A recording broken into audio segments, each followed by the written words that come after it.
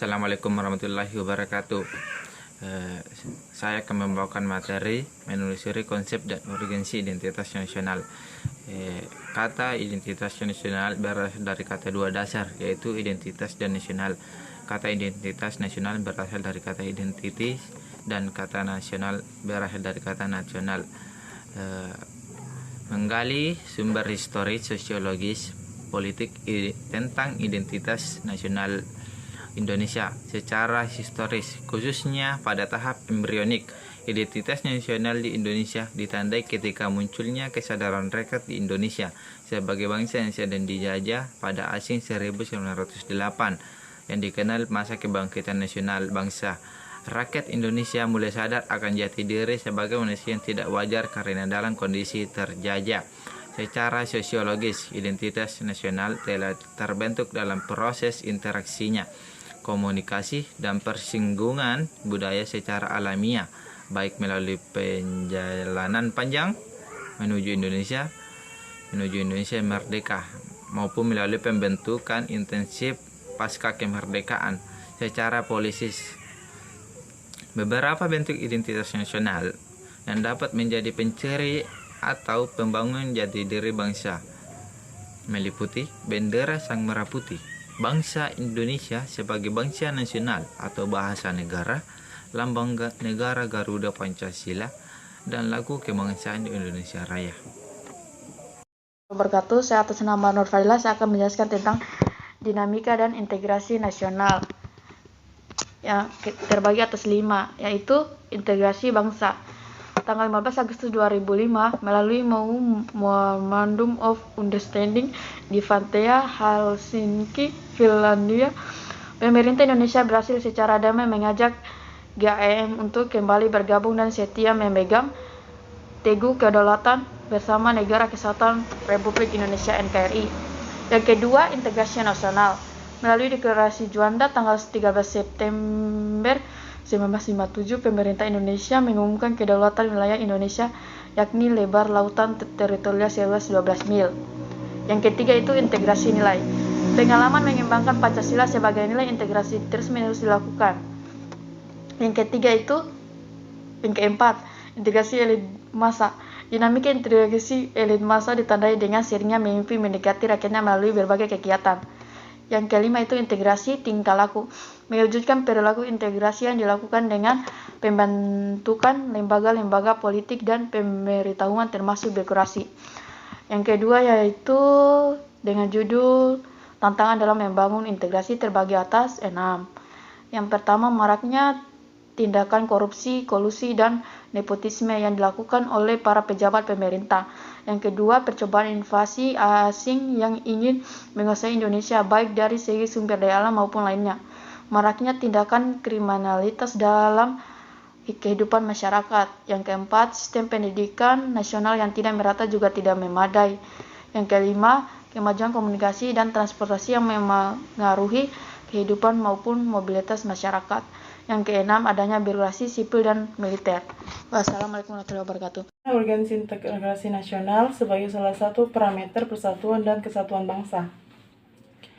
Jadi dalam mengurungi kehidupan sebuah negara atau bangsa selalu dihadapkan pada upaya bagaimana menyatukan keanekaragaman orang-orang yang ada di dalamnya agar memiliki rasa persatuan, kehendak untuk menyatu secara bersama, bersedia membangun kesejahteraan untuk bangsa yang bersangkutan. Oleh karena itu, bagaimana mungkin suatu negara atau bangsa bisa membangun jika orang-orang yang ada di dalam negara tersebut tidak mau bersatu untuk memiliki perasaan sebagai suatu kesatuan dan tidak bersedia mengingatkan diri sebagai suatu negara. Suatu negara atau bangsa membutuhkan persatuan untuk bangsanya yang dinamakan integrasi nasional. Dapat dikatakan bahwa sebuah negara atau bangsa yang mampu membangun integrasi nasionalnya akan memperkokoh rasa persatuan dan kesatuan bangsa-bangsa yang ada di dalamnya. Integrasi nasional merupakan salah satu tolak ukur persatuan dan kesatuan. Lalu bagian A, menelusuri konsep dan urgensi integrasi nasional. dibagi atas 4. Yang pertama itu ada makna integrasi nasional, yang kedua jenis integrasi, yang ketiga penting integrasi nasional, yang keempat integrasi versus desintegrasi. Lalu bagian B, menanya alasan mengapa diperlukan integrasi nasional. Jadi sebelumnya Anda telah menelusuri pengertian, konsep, definisi-definisi tentang integrasi nasional. Anda juga telah menelaah jenis-jenis integrasi nasional dan pentingnya integrasi nasional. Lalu bagian C, menggali sumber historis, sosiologis, politik tentang integrasi nasional. Jadi, mengintegrasikan bangsa umumnya menjadi tugas pertama bagi negara yang baru merdeka. Hal ini dikarenakan negara baru tersebut tetap menginginkan agar semua warga yang ada dalam wilayah negara tersebut bersatu untuk negara yang berkesangkutan. Apakah bangsa Indonesia pernah mengalami integrasi sebelum merdeka tanggal 17 Agustus 1945? Menggali sumber historis, sosiologis, politik tentang integrasi nasional. Yang pertama, perkembangan sejarah integrasi di Indonesia menurut Suroyo. Ternyata sejarah menjelaskan bangsa kita sudah mengalami pembangunan integrasi sebelum bernegara Indonesia yang merdeka. Menurutnya ada 3 model integrasi dalam sejarah perkembangan integrasi di Indonesia, yakni model integrasi Imperium Majapahit, model integrasi kolonial, dan model integrasi nasional Indonesia. Yang kedua, pengembangan integrasi di Indonesia. Lalu bagaimana pengembangan integrasi nasional sebuah bangsa?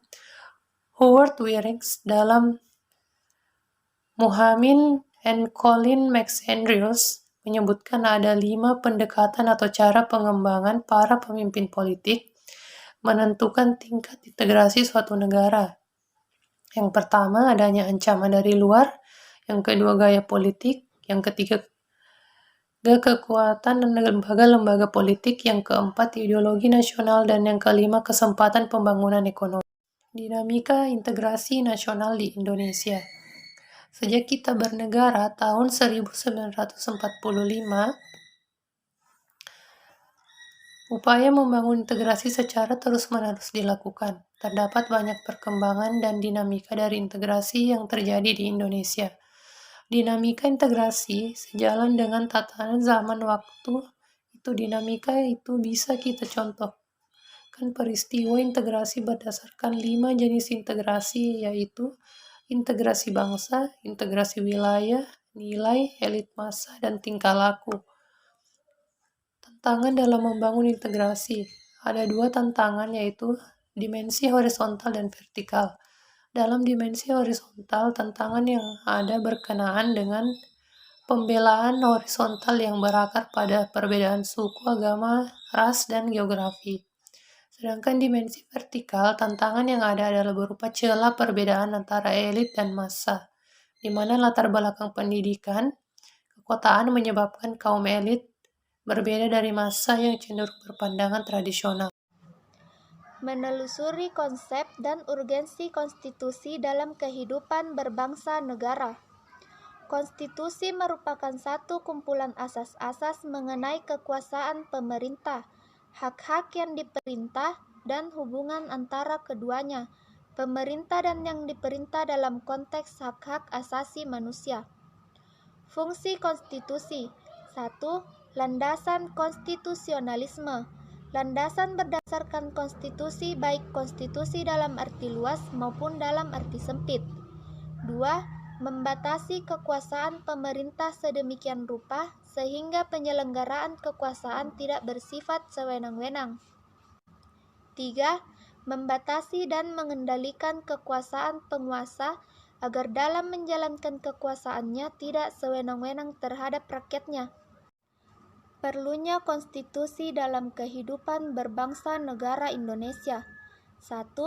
Konstitusi berperan sebagai dasar pembentukan negara. 2. Konstitusi berperan sebagai perekat bangsa. 3. Konstitusi berperan sebagai hukum dasar. 4. Konstitusi berperan sebagai hukum paling tinggi. 5. Konstitusi berperan sebagai perangkat kehidupan yang demokratis. Menggali sumber historis, sosiologis, dan politik tentang konstitusi dalam kehidupan berbangsa negara Indonesia. Undang-Undang Dasar NRI tahun 1945, Pasal 7. Presiden dan Wakil Presiden memegang jabatan selama 5 tahun dan sesudahnya dapat dilihat kembali dalam jabatan yang sama hanya untuk 1 kali masa jabatan. Hal-hal yang dimuat dalam konstitusi atau undang-undang dasar. 1. Organisasi negara. 2. Hak-hak asasi manusia. 3. Prosedur mengubah undang-undang dasar. 4. Ada kalanya memuat larangan untuk mengubah sifat tertentu dari undang-undang dasar. 5. Memuat cita-cita rakyat dan asas-asas ideologi negara. D. Membangun argumen tentang dinamika dan konstitusi dalam kehidupan berbangsa dan bernegara Indonesia.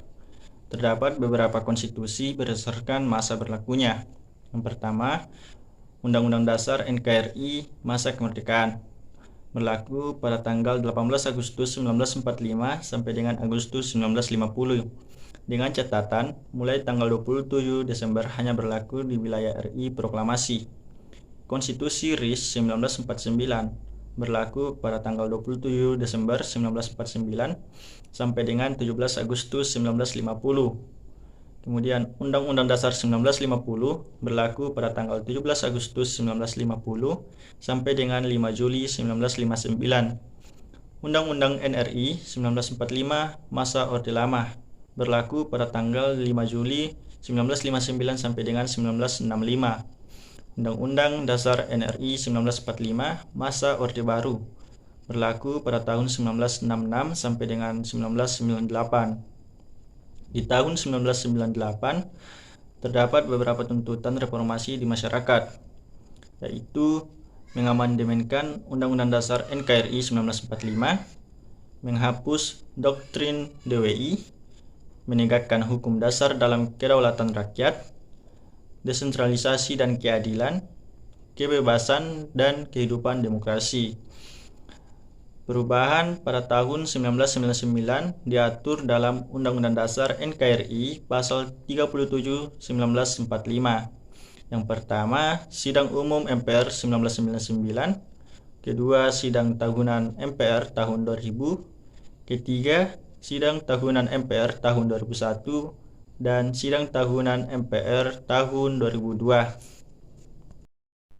Mendeskripsikan esensi dan urgensi konstitusi dalam kehidupan berbangsa dan bernegara. Undang-Undang Dasar Negara Republik Indonesia tahun 1945 mengalami 4 kali perubahan. Perubahan pertama pada Sidang Umum MPR tahun 1999 tanggal 12 sampai 21 Oktober. Perubahan kedua pada Sidang Umum MPR tahun 2000 tanggal 7 sampai 18 Agustus. Perubahan ketiga terjadi pada Sidang Umum MPR tahun 2001 pada tanggal 1 sampai 19 November.